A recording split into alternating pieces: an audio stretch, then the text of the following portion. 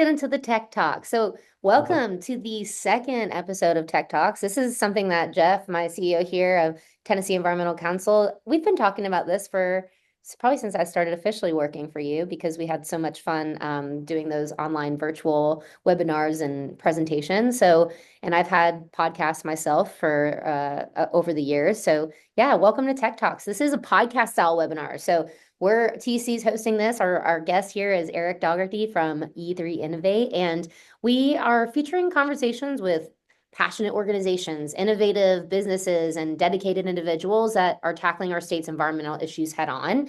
And my name is Maris Macelis. I'm the Director of Communications and Community Impact for TEC, and we're a nonprofit. Our mission is to help people in communities improve the environment for all. So very makes sense. We're all here. We're all very aligned. And we have all sorts of initiatives that include planting pollinator gardens and trees, restoring watersheds. We have litter cleanups, recycling roundups, composting programs, and we hope to guide Tennesseans in making positive changes in their own lives and their backyards and on their businesses or improving the environment even in their homes, right? So let's go ahead and get into why we're here today. Jeff, you want to introduce Erik and get this show started? Yes, for sure. Thank you, Maris. Excellent intro.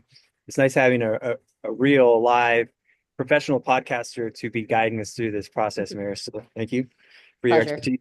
Yeah, and Tennessee Environmental Council's our mission, our vision. Maris shared our mission. Our vision is thriving habitats, circular economy, and climate balance. And when we talk about thriving habitats, we're not just talking about for the bees and the butterflies and the wildlife and the critters, although that's a lot of what we do.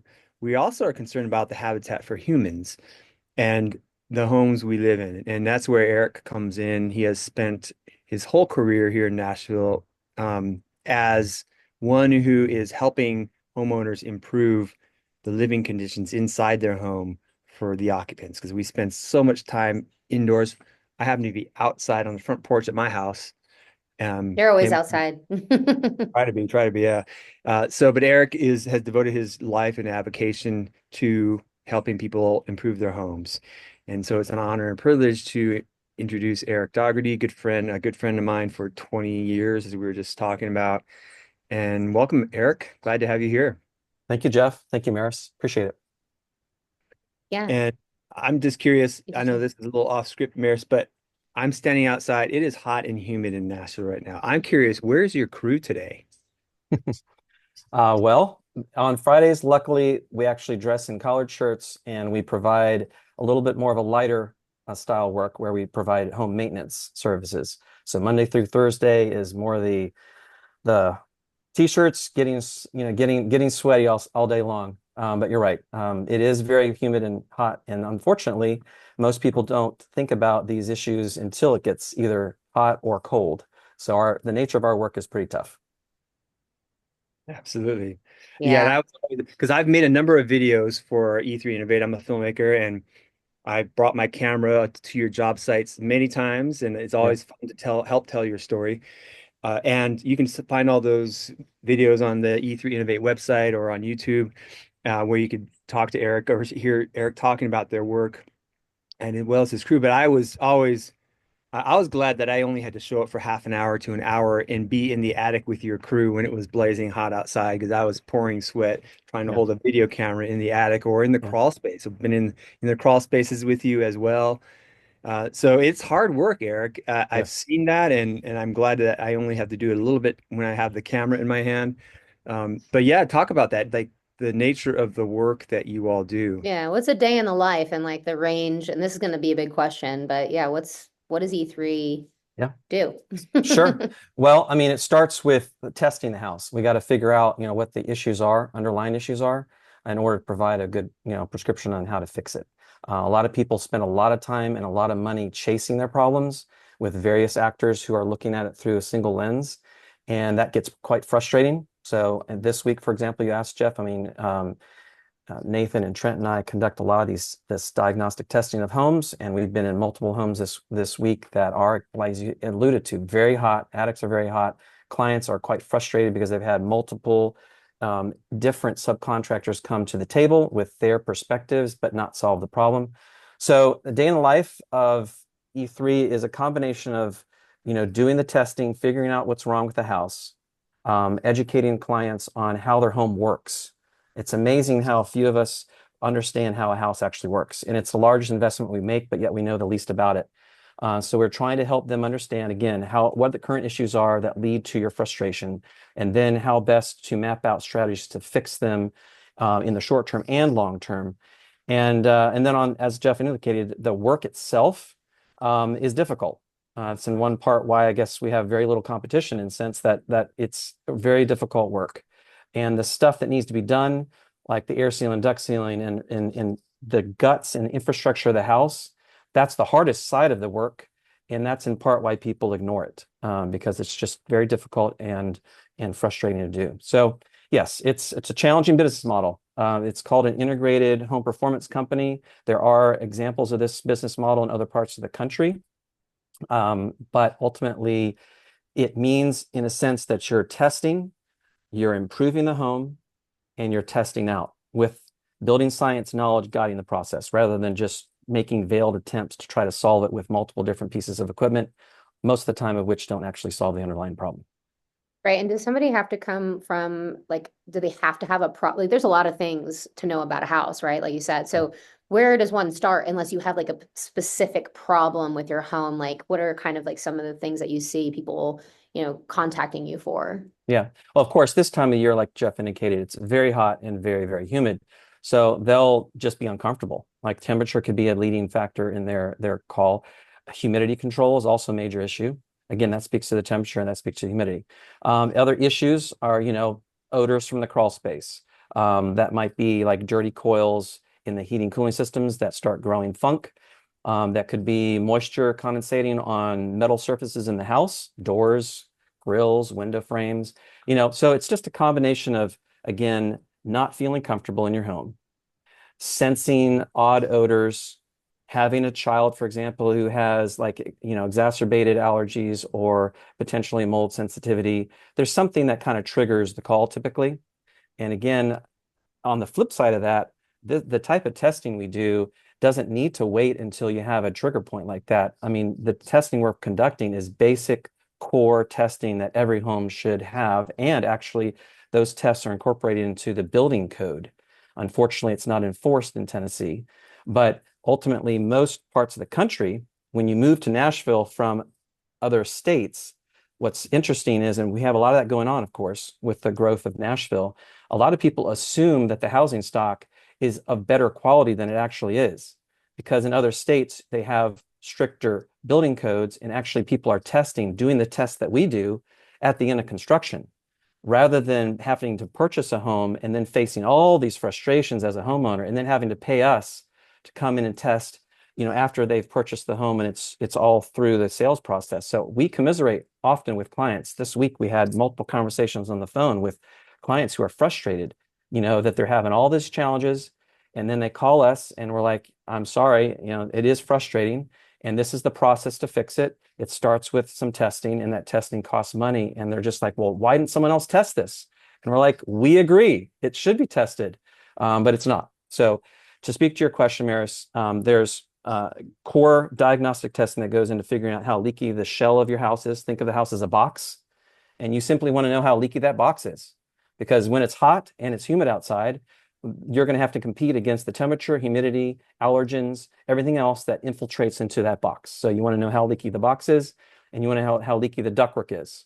Those are the two critical things. And you want to make sure that your exhaust systems in the bathrooms and kitchens are actually working. Just because they make noise doesn't actually mean they're actually working. We test all those things. We quantify them. We provide you like a 15, 20-page report. And we don't just shoot you an email with a report and expect you to kind of understand the building science. We actually explain it to you. And we want you to understand, like I mentioned earlier, how your home is working or not working, and then how best to kind of think through strategies to improve it. And at a much, much higher level, of course, here at TEC and E3, I mean, we believe that these efforts create a more durable structure, right? That's more sustainable in a sense. And also, we believe that by doing these things to improve the performance of the home, you're making really great efforts to not only influence the comfort and indoor air quality of your own family, but you're actually reducing your carbon footprint. So there's like multiple win-wins.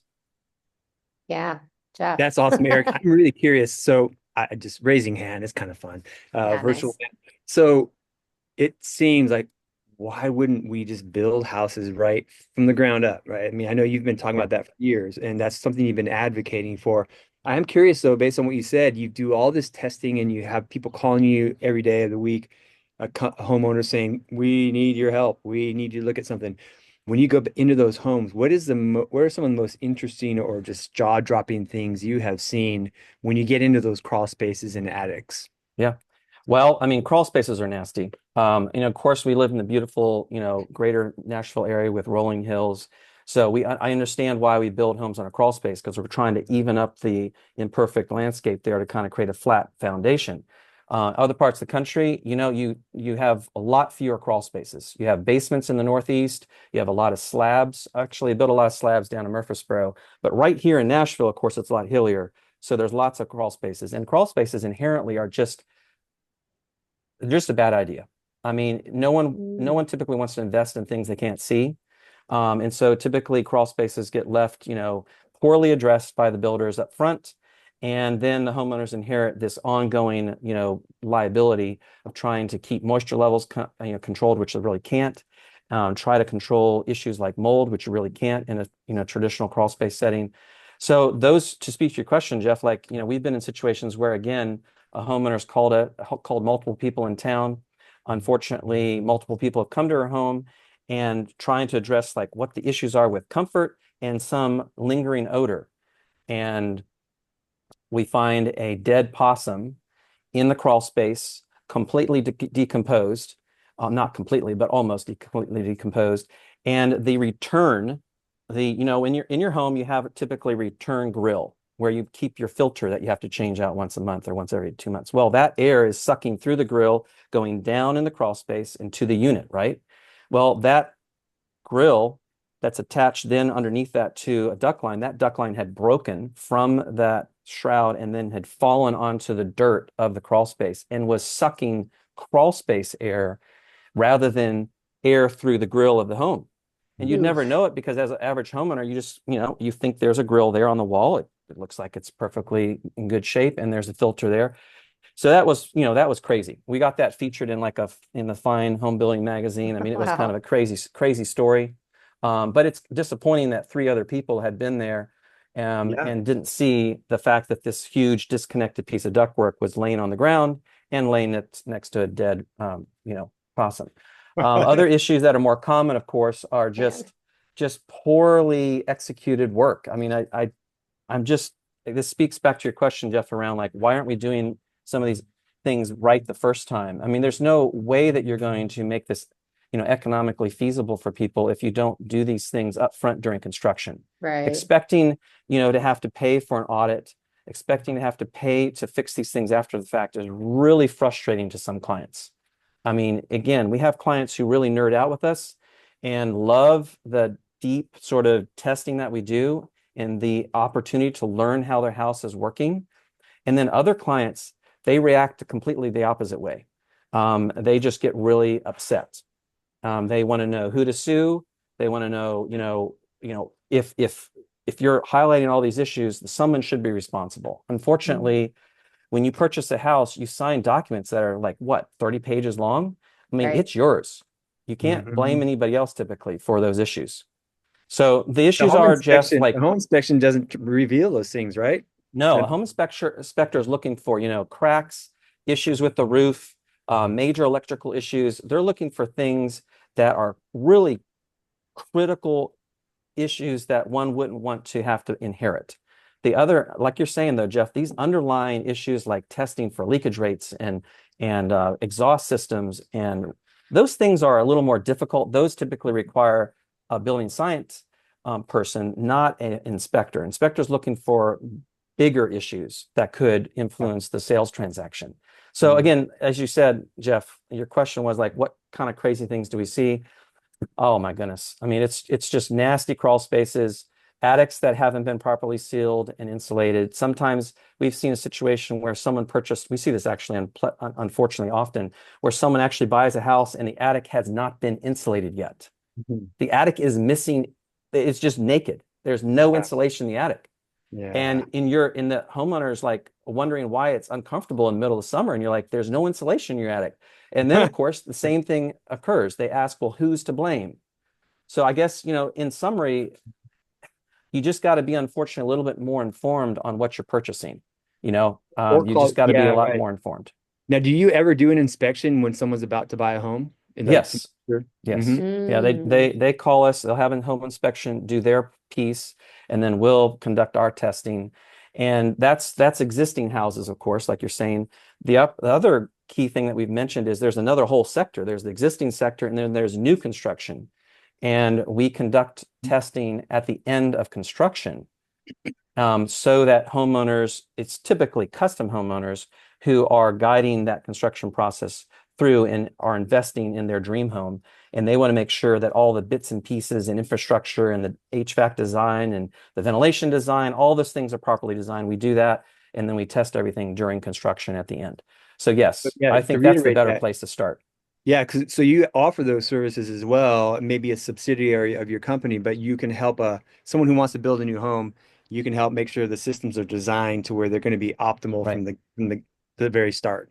Right. In fact, we just this week, cool story, house out in west of Nashville. Great, simple house, metal roof, metal siding, a nice home. And they called us for spray foam. Everyone thinks they need to start with spray foam, for example. Mm. And I said, well, do you have a properly designed heating cooling system? Do you have, if you're going to seal the house, do you have a proper ventilation strategy? Unfortunately, the answers were no, no, and no. And like, can you tell me more?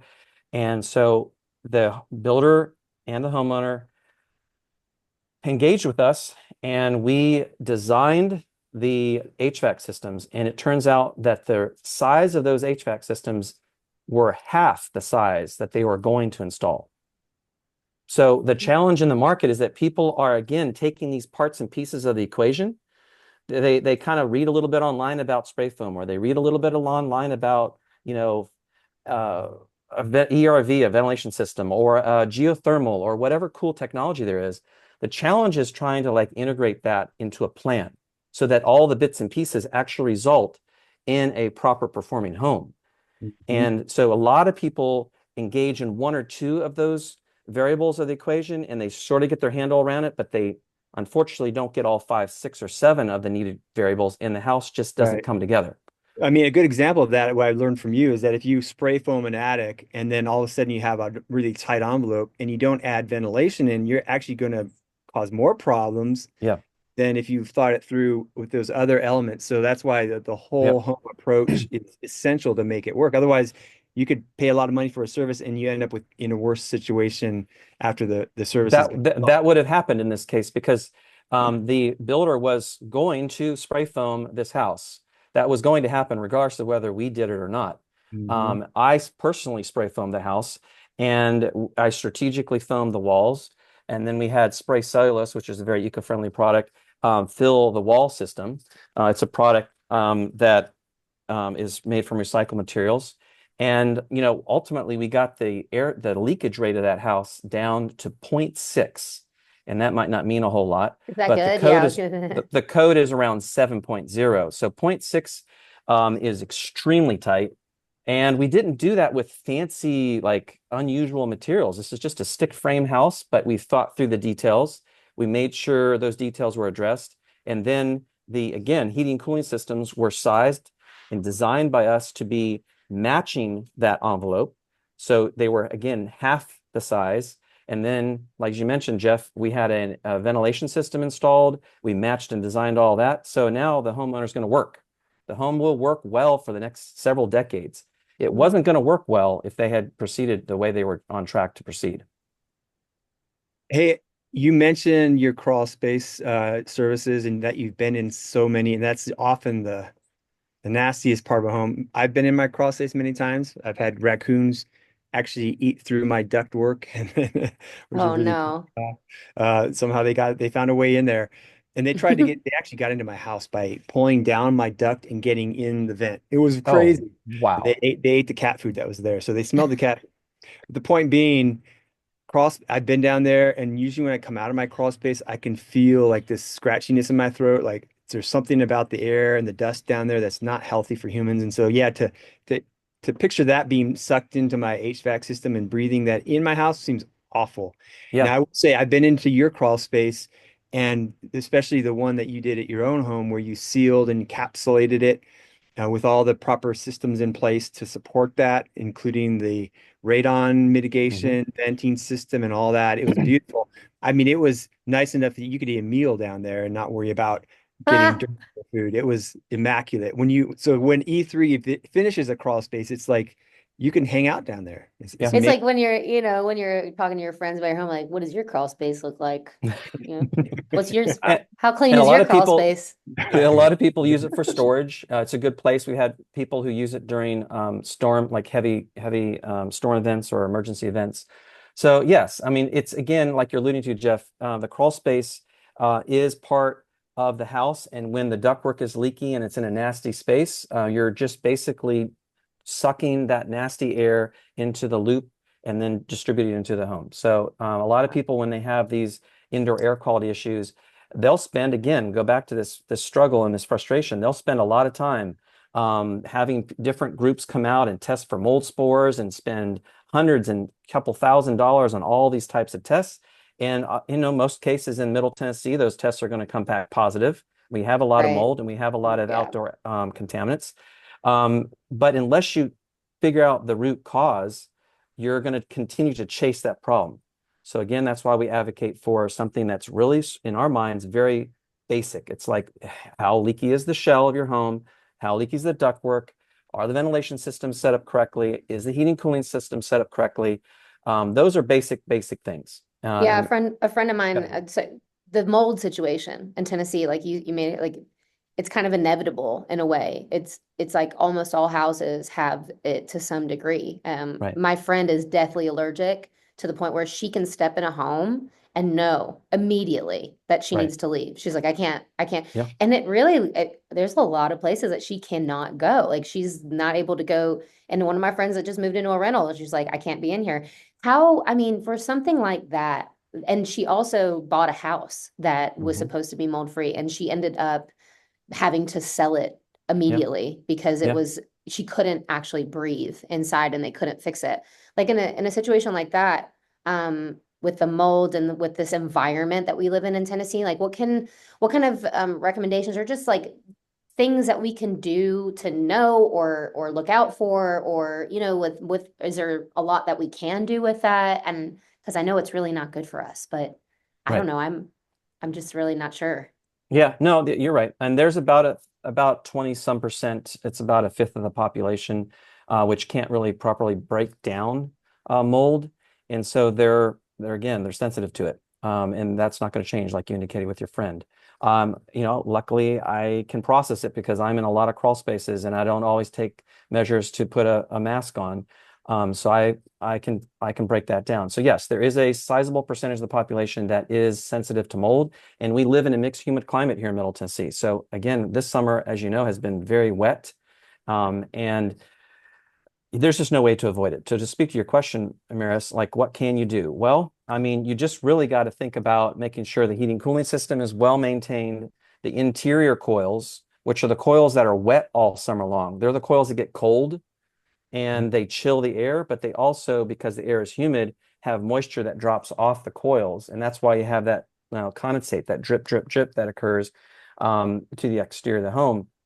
And so those coils are wet all summer long. And if you don't have a clean duct system, a sealed duct system, and you don't have decent filtration strategies, that doesn't mean that you go overboard and put a crazy filter in, but you need to have the right filter designed for your system. If you don't have, again, a clean, sealed, and proper filtration strategy in place, those wet coils are going to get dirty and they're going to grow nastiness. And then, people who are sensitive are going to be triggered by that. That's one of the core things that people don't think about is that piece of the puzzle with the ductwork and the HVAC system. The other, of course, that most people think about is like just making sure that everything is really clean because mold spores typically reside on a lot of the dust that kind of builds up at the top of the windows and door frames and ceiling fans, the top of the blades, like all those areas you don't think Yeah. about. All those areas need to be really well cleaned regularly if you're sensitive to some of these allergens. I love tips that help people right now, even before calling you, but things they do on a regular basis Yeah. that can help avoid some of these and mitigate these. At the same time, the services you offer are wide ranging and they're really amazing. And I always admire how you and your team are looking at the best of the building science. What is the best practice out there, and bringing that into your services that you offer. Yeah. And so for the average person watching, first of all, Paul had a great question in the chat, and we'll get to those questions momentarily. And keep adding questions. I didn't mention that in the beginning, but anyone has a question throughout this conversation, just throw it in the chat. We'll get to it. Yes, thank you, Maris. And so I think one thing is, I think it's important people go to your website and get on your newsletter list. And because I know you do, you walk your talk. And if I've been on several of the field trips that Erik will host at his house, where he has done the whole E3 package, even gone above and beyond to some of the most cutting leading edge services. And to walk through your house and hear your guided tour in person is magnificent. Like to see how a home can be most comfortable and healthy because you've thought of every detail. So Erik's home is an incredible example, and he offers field trips, like I said, and home tours from time to time. So get on that email list if you ever I'm looking want. for it right now on the website, so I can put the link in there. Oh, Is thank it? you, Maris. And Yeah, I guess, yeah. Jeff, thank you for that intro. I guess the other thing to just continue to reiterate here is, again, we want to make things practical. Again, we're talking about basic air sealing details, duct sealing details, basic insulation. We want to make sure places and spaces we live in are clean. We really geek out, as you indicated, on cool technology. We want to bring the best building science to Nashville. And we've been doing this for almost 20 years. And we have a network of resources around the country of other even, smarter guys who are kind of in, have PhDs like Dr. Bales in Atlanta and such that have really led the charge of helping educate people in building science across the Mid-South. So those resources we're trying to bring to our local community here in Nashville. And we would love, in a sense, to just be, white collar consultants in a sense. I crawl in, multiple crawl spaces a week. I still do hard work, and I'm dressed in sweating and covered in foam and got foam in my receding hairline. And, it's just a matter of like, there are times when you have to really get dirty. And that's kind of just the process of cleaning up and straightening up a house. But my point in all this is that there is a requirement to understand how things work with buildings. So you have to have the building science, but you got to also be willing to get dirty and do the work. And the work doesn't have to be viewed as fancy or far-fetched. We love solar, we love geothermal, we love, again, water capture and all these cool tangential components to a high-performance home. But again, at the end of the day, we need to start with the basics. And the basics, like you alluded to, Jeff, are building these things in correctly during construction, having builders that understand that they probably shouldn't just wing some of these details. They should actually understand what the core mechanical elements of the home need to be and have those properly designed. And then we'd have a better housing stock for our community. And that's really what we should be focusing on, because trying to come up with the money to fix this after the fact, whether you're a private homeowner, we have homeowners that range the economic strata, but unfortunately, homeowners who can afford to fix these types of problems tend to be on the upper socioeconomic strata, and that's not fair to the rest of us.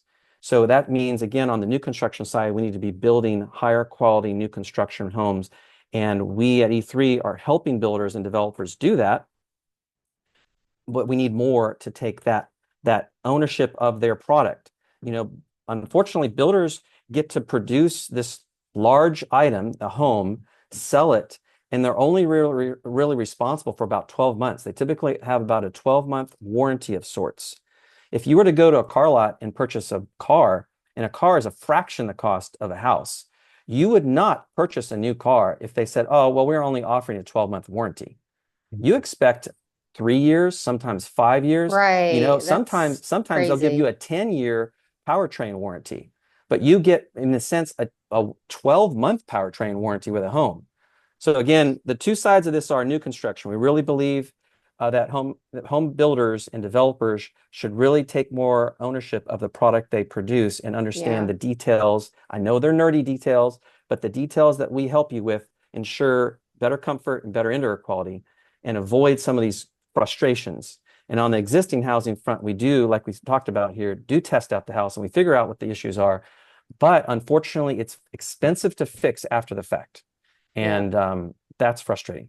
Yeah, and I want to use that to segue to a very important question, which is one of the key things we wanted to talk about today is one, how do people pay for it? What rebates and tax credits, all that are available to help cover the cost of those services? And then you touched on your vision, and I want to hear about your vision, but I think we'll save that for last.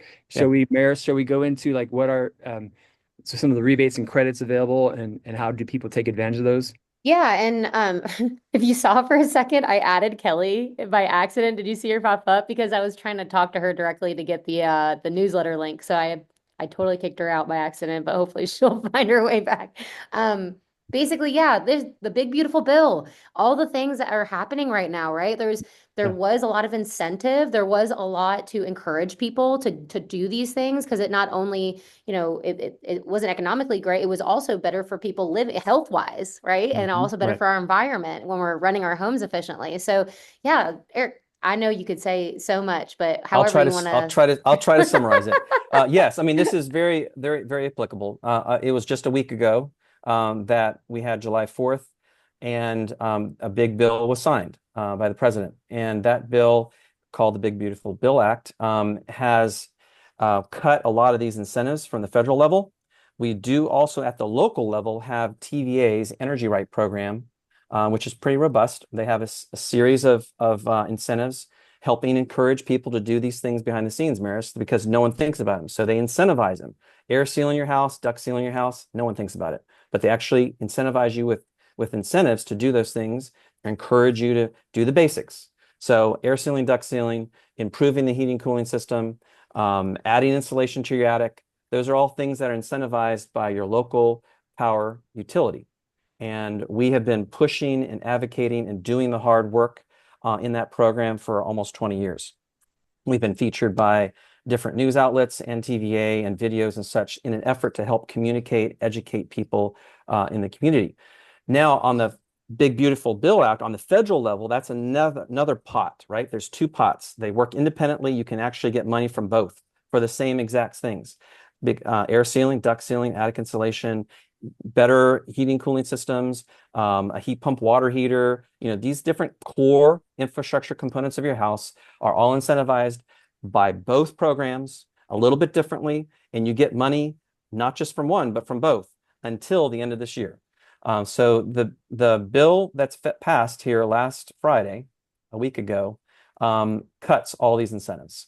And there are currently significant tax credits for all these measures that, like you said, Maris, improve not just the performance, not just the energy efficiency, but also think about it selfishly. It's going to improve your home. It's going to actually make the home more durable.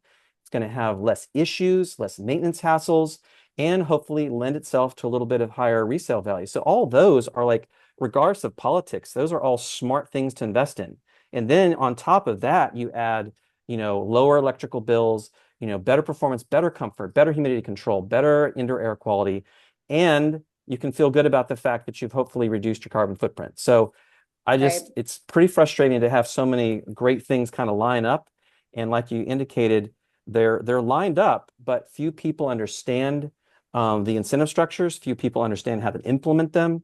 And so the fact that the bill is going away is a disappointment.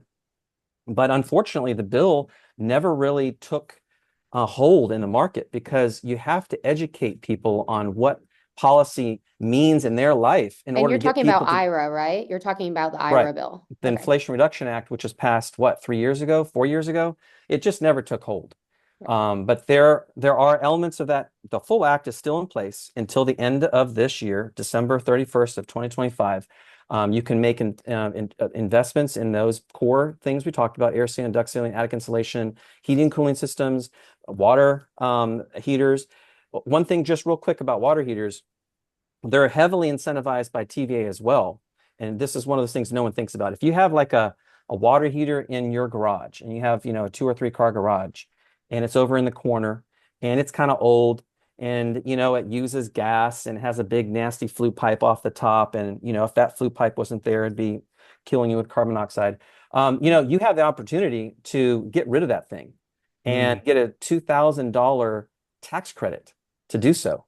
And then TVA throws in like $1,300 because they want you to kind of, not in that particular situation, they want you to actually replace electric water heaters with heat pump water heaters. The federal government wants you to replace gas water heaters with heat pump water heaters. So there's a little bit of conflict sometimes, but Well, they hey, both can I have want you you to do come that. look at my water heater, Eric? Because Yeah, I have the exact same.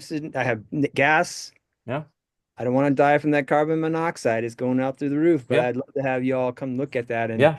I know it's not a whole system, a whole house sort of thing, but I'd love to take advantage of those 2 credits you Yeah. offer. For It's a great system, and ultimately it's kind of easier than getting sometimes mired in some of the nerdy E3 details of like leakage rates and things like that. If you have a simple situation where the water heater is old, 6, 7, 8 years old, and it kind of matches up with the credits and the incentives to get rid of it and go with something like a heat pump water heater, go for it. But no one's done it. I think we've installed like 10, maybe 15 in 18 years. Can I be Probably the no more than one? 15. No one Can knows I about be? it.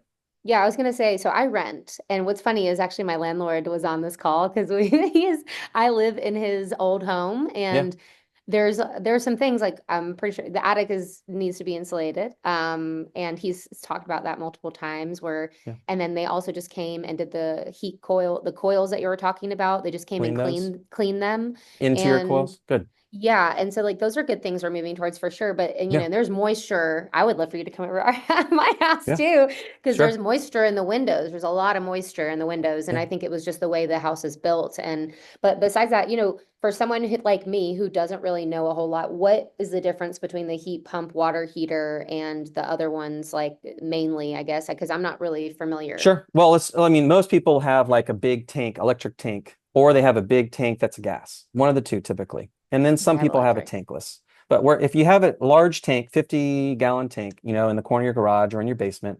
the idea is if it's gas, you're improving the indoor air quality and potential risk by just removing that gas appliance that could leak carbon dioxide, flue gases into the house.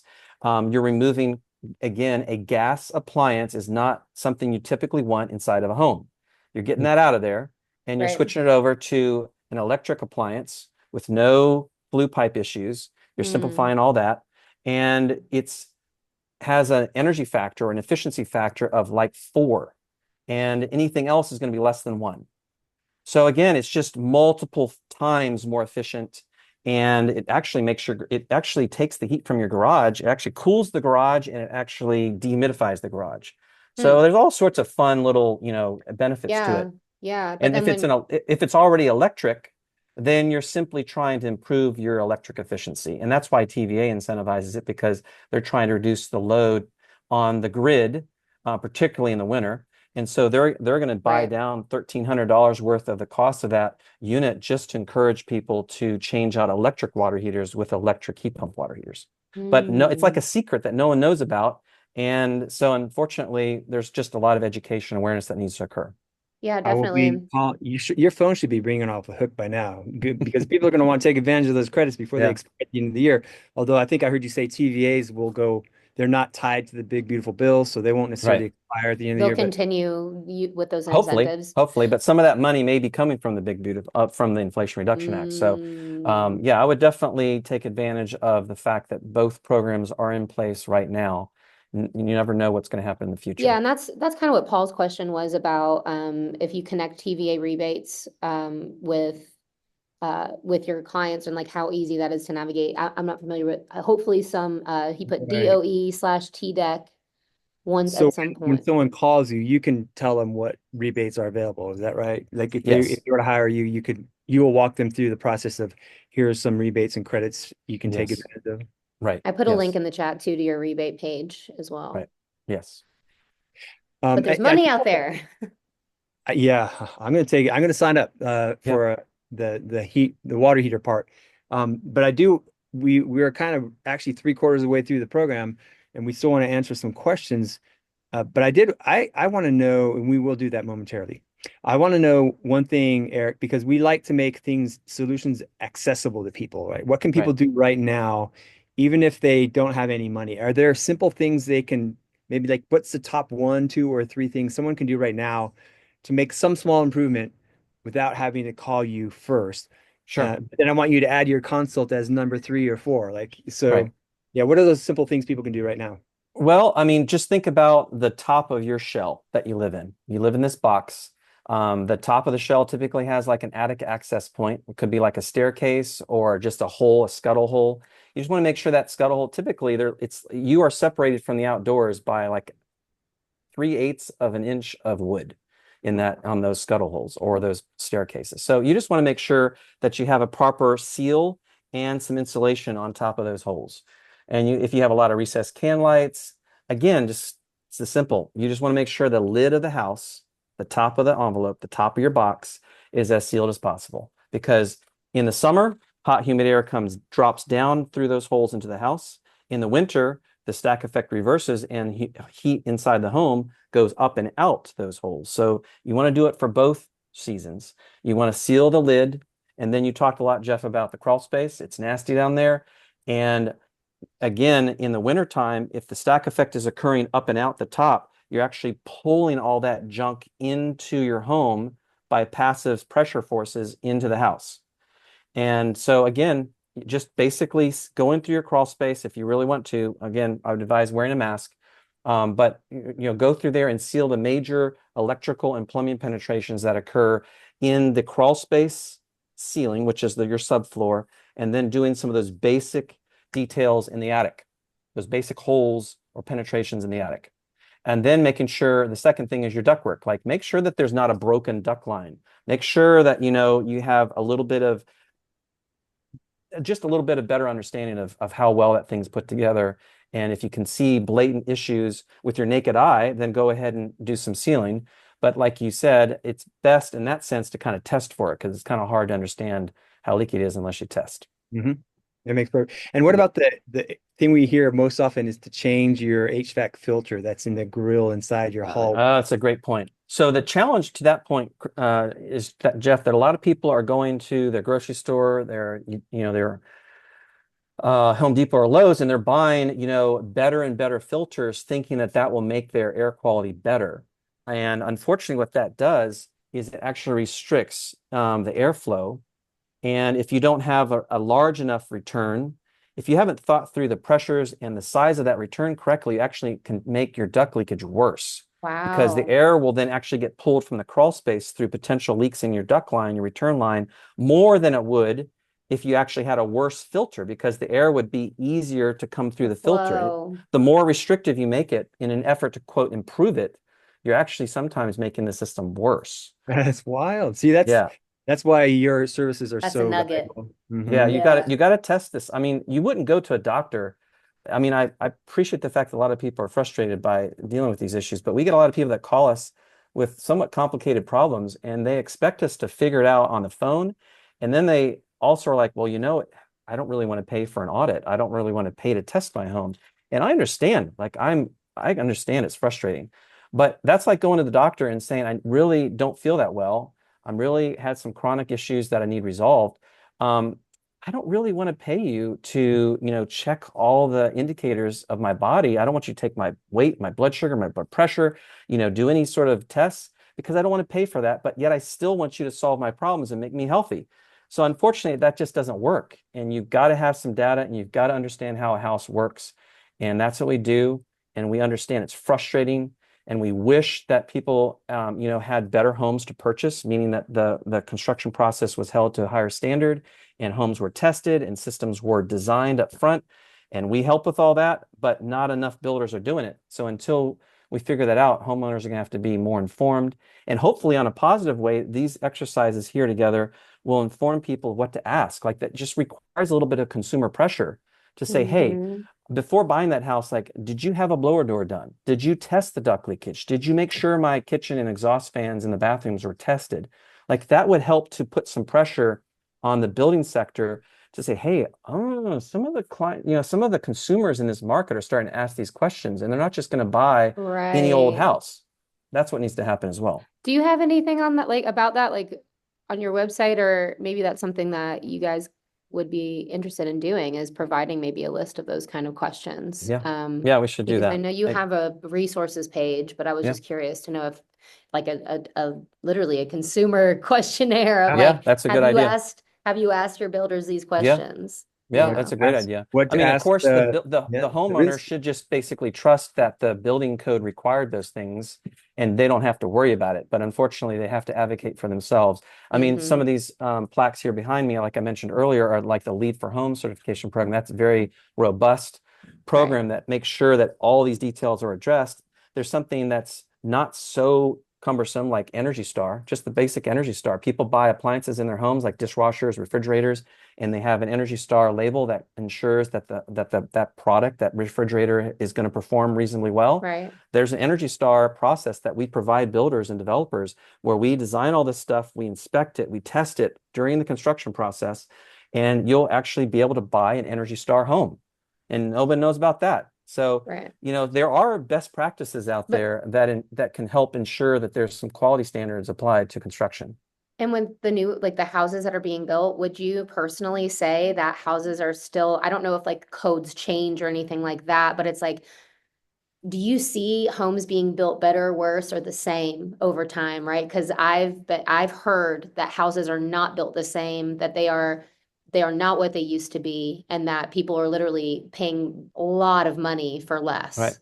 So our state code in the state of Tennessee is actually regressed. So to your point, Maris, the actual standards have gotten lighter. And so builders are actually not held to the same standard they were held to 5 years ago, Wow. which is really frustrating because there's a spin on this. So think about it. If you're a builder, developer, you figure out sort of what your average construction practices are, and you get comfortable with that. You have your subcontractors, your project managers, they kind of have a general sense of, hey, this is how we as a builder X builds a home. And say, for example, over the last 10 years, you've decided, well, I am going to spray foam the roof line and put all that ductwork in the attic in a semi-conditioned space because I kind of like the idea. It's a good idea. I'm going to adopt that as my standard. Well, so they adopt the standard without knowing how tight the home is going to be.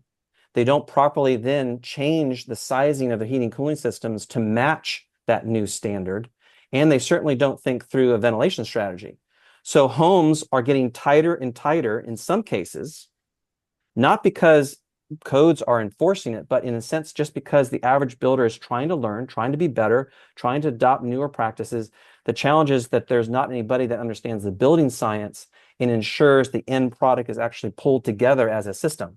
So then you get multi-million-dollar homes. We won't name names, of course. There's extremely frustrated clients of ours who buy a house, couple multi-million dollars, and again, it's totally sealed up. HVAC systems are twice the size they're supposed to be. They have, combustion furnaces in areas they shouldn't have furnaces with gas. They don't have a ventilation strategy. They don't have a dehumidification strategy. And the home, to your point, Maris, if you are sensitive to mold or indoor air quality issues, and you move to Nashville from another market where they have higher performance homes, and you buy a multi-million-dollar house and you can't live in it, you better have resources to fix it. Otherwise, like you said with your friend, you have to then sell it. And that is extremely frustrating. We have a lot of clients that face that same challenge. So again, homes should be built with a basic standard. That standard should not be compromised by politics. It should just be a smart, basic, durable, thought-through standard. And it's unfortunate that politics get in the middle of it. And if we did that, we would have a better product at the end to sell. Yeah. Homeowners wouldn't be faced with all these frustrations. They shouldn't have to call us and pay us $1,500 to test their house, after they purchased a home, period. We should not have to test homes like that. Right. But we have to because the standards aren't there. And if they do have those issues, unfortunately, we're in a position to help you with that, but it costs money and we recognize that's painful. Right. And we only have about, sorry, Jeff, there's only about like 6 minutes left. Do go ahead and say what you were going to say, and then we'll jump to questions in the chats before Yeah, we yeah, end. cool. I want to say we've learned a lot from you, Eric, and I don't know if you knew this, but Yeah. our whole pollinator program where we carve gardens out of lawns at schools and other properties, I learned that technique from you at your house on one of your field trips where you've done that. You've carved you say, hey, we just rented a sod cutter and we carved it out and we planted in native habitat. And Yeah. so yeah, you're a leader in many ways, and your vision has spread beyond probably in ways you didn't even realize. Aw, Um, I didn't know that. yeah, That's isn't that cool? cool. And you showed how easy it was and how easy it is, and because of your knowledge and your passion for these. But what is your vision for Hmm. big picture on how we change this long term so that people, when they buy a house, it is a good quality home? All right. Well, thank you. I think that can tie into, Maris, this conversation about the tax credits, conversation about politics. I mean, again, the big, beautiful bill that just passed, just got signed last Friday on July 4th, um, is having huge ramifications in the economy. I think one of my visions here, Jeff, is that we stop treating these standards for construction and we stop thinking about these investments in energy efficiency, in the durability, in the performance of a home as politically divisive. It shouldn't be. It's simply, are you going to invest properly in the infrastructure of homes? Homes are meant to last like 70, 80, 100 years. They shouldn't start falling apart in 25 years, but they do because we have a short-term perspective on the practices and the best practices of building them out. And Hmm. that's a huge weakness in our economy, and it puts a big strain on families to have to constantly pump money into these homes that weren't built correctly. So again, a vision would be we look at this not through a political lens, but through a straight, hey, what is the best practice? We don't treat automobiles with a bunch of politics. We don't say, well, we're going to, we don't believe that you should have 10 airbags because that's progressive. We think, you Hmm. should only have 4 main airbags or maybe 0 is better. No, we try to put as many elements of safety into automobiles as possible. There's really never a discussion about politics when it comes to automobile safety and the core quality of an automobile. But yet somehow the core quality of a home gets mired in all these politics of like who's in charge and what political party has the reins at the moment. That shouldn't be the case. You should build homes with quality in mind. You should make sure that when you are a developer or builder, that you are mindful of the long-term, responsibility you have to build in the proper infrastructure. Design your heating and cooling systems correctly. Make sure you have proper exhaust and ventilation. Those things should not be compromised. They are critical, particularly in our climate zone. We live in a mixed, humid climate. It gets cold, it gets really hot, and it's humid. And there's lots of stuff in the air. There's lots of pollen, and we live in a class 1 radon zone. So almost everybody has a radon problem. And somehow in this climate zone, we have politics involved that actually creates housing quality, Maris, like you alluded to, that's much poorer than other parts of the country. When other parts of the country probably aren't actually facing as many of the challenges we have. We build on these crawl spaces we talked about. Again, hot, cold, humidity, pollen, radon. Then we build on a crawl space. We have mold, like we have all these variables. And then we think that we should introduce politics into guiding those best practices. There should not be politics involved. We should do the best job we can within the budgets we have to ensure those basic things are done well. Because if we don't do those well, we create a whole lot of headaches for a whole lot of families, some of which can't afford to fix the problems. And Right. they're caught living in those environments which aren't healthy and which aren't very comfortable. And it's a huge frustration. Yeah. And it shouldn't be that the wealthy get to fix their problems and those less wealthy can't. We should at least introduce building stock to the market that has a basic quality standard. That would be my vision. That's Wow, yeah, beautiful. that was amazing and so inspirational. And so we're gonna close up with that truly, but I just want to make sure that with Paul's question, he said, do you only work with residences? Do you work with commercial property, houses of worship? Is there Yes, yeah, we've a tested limit? a lot of churches, some really cool, famous churches in town. We do not typically get into commercial. Our expertise is in residential both single family and multifamily. And often churches are actually heated and cooled by typically residential style heating and cooling systems. So yes, we do test churches, but we leave commercial commercial typically is built to much better standard. That's one reason why we don't have to enter that space, is because there's typically mechanical engineers, electrical engineers, all these structural engineers involved in commercial buildings. But in the residential space, it's just the Wild West. You know, you don't typically have anybody like us involved in the core build out of the infrastructure. And so everyone just throws stuff together. So the residential space is our focus because of multiple reasons, in part because there's a lot of room for improvement. Thanks for clarifying that. Yeah, and Mahima is actually one of our teammates, and sounds like she's had an issue about something with her HVAC unit. So she's trying to get to the bottom of that, and she was asking, are estimates free, or is there a cost to evaluate the heat sealing options? And that'd be a great ending point for us to kind of like, how do people, number one, get in touch with you? I can put that in the chat, and I think I did already. There's a consultation. You do a 15-minute free consultation, I'm guessing, on the phone to kind of explain where you're at, and then what's the process from there? Yeah, and hopefully, just like in this conversation with you and Jeff, we can hopefully guide you through some of those core things. You know, we have a structure. We figured it out over 18 plus years, that really, in order to best provide guidance, we have to have information. We have to have critical core information, just like that medical doctor analogy. So it's a bit of a mispractice to go around, you know, throwing a bunch of like, you know, information on the table when you don't understand the issues at hand. So we do have that conversation with people. Happy to talk things through. When we are engaging with clients in the field to do the testing, there's a whole process of tests that we go through, and that is expensive. I mean, that whole diagnostic testing process for a house is like $1,500, and I know that's painful. But and we would like to do it for less, but we don't make money doing it for that. So it is what it is. And during that process, you kind of like, that's where the rebates and incentives, and like you work with everyone to try and figure out, hey, here's the plan, but here's where we can save you money if you apply for this, this, and this, or, you know, we can help with that. It's a major education awareness opportunity where we're going to do all the tests we talked about. We're going to give you this, you know, 15 plus page report on how your house works, how it works, and what the issues are. And again, a priority list of where you need to start thinking through, like you asked earlier, Jeff, like where do you focus? Is air sealant one of your primary things to start with? Or maybe, you know, there's huge duct leakage, and you got to sort that out before you worry about anything else. So it's really kind of prioritizing what you need to focus on, and you really need some data to zero in on that. So yes, that exercise unfortunately does cost money, but there's a lot of testing and a lot of detailed scripting out of what you need to do to start to address the problems. Well, if I were to pay somebody a bunch of money, it would be you, Erik, and it would be E3. It would. And oh my.